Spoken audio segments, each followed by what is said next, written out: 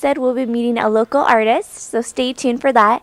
And also, just want to let you know, we also have 2 tickets to give away for the Christmas show in Abbotsford at the Tradex. If you want to win the tickets, give me a shout.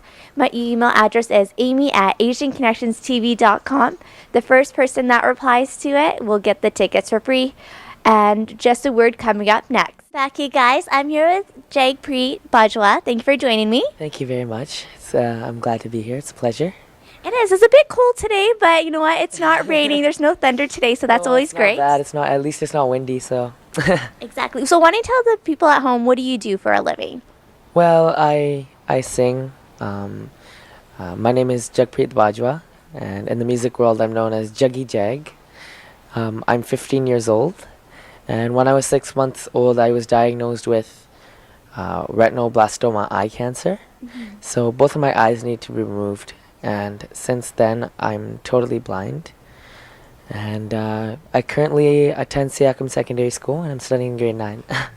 That's pretty nice. So you're quite young. So how did you get involved in music? Well, it's actually I love telling this story to every one of my interviews because this is the question they ask all the time.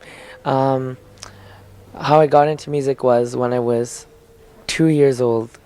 I used to sit and sleep by the stereo, and I really did like doing that because music was and still is like my life. So I used to sit and sleep at the stereo, listening to the music, and I told my dad later, I love doing this. Can we please start doing music lessons? And so my dad is probably the one who promotes me into the music and helps me a lot. He's like my guru to me, so I love my dad.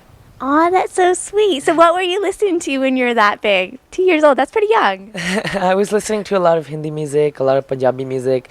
Like when I was like 4 years old, I started like to become a big fan of Master Slim Ji, who's a Sufi artist.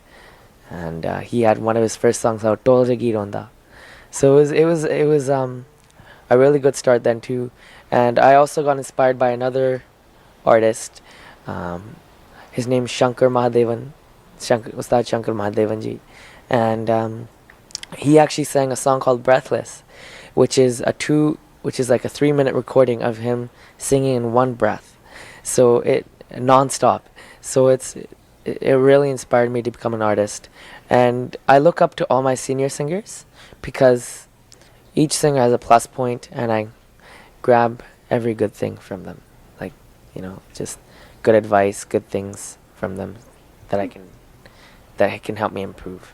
No, that's really great. So did your parents notice you're like singing too, and they're like, you're definitely going to be in the music scene? Well, yeah, I guess. I mean, a lot of people.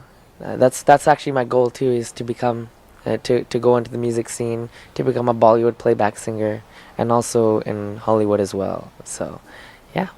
Perfect. Well, there's more in just a few minutes. We'll be right back. Thank you for joining me again. Thank you very much. So we're talking about your music. So why don't you tell us right now what's your influence basically?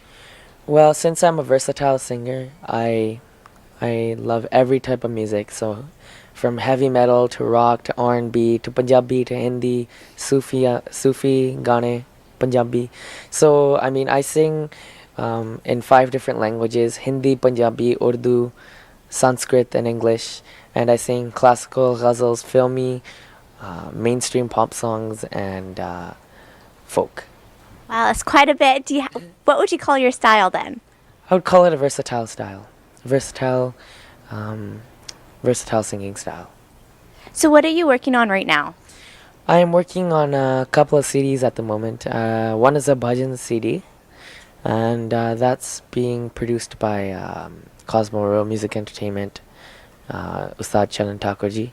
And the other one, I'm working on a Western English R&B CD, which is actually being produced by Mr. David Spadell. So everything's going good. So you started in the industry quite young. Right. And so how do you get to work with these people? Do you call them up or do they contact you? No, see, what the thing is as you're performing and as you perform around not just the Lower Mainland, but the whole world. Everybody just notices you like this, and they said, oh, people just say, oh, would you like to work with me, and it comes through that. So that's what happens to a lot of people.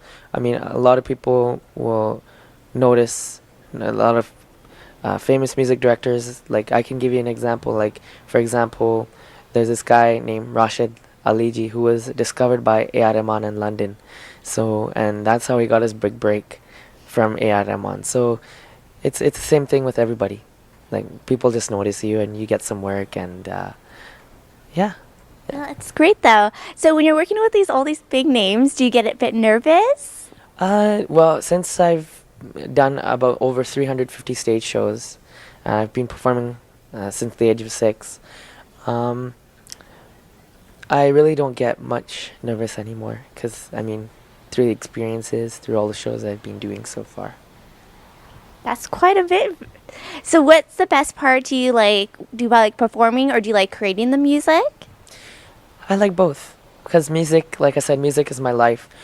Creating the music is, I mean, people think it can be a challenge, but I mean, once you get into it, I mean, sometimes I'll wake up at night, I'll think of something, and it's right there, and that's how I kind of create my music. And performing, I love performing because the audience is so awesome.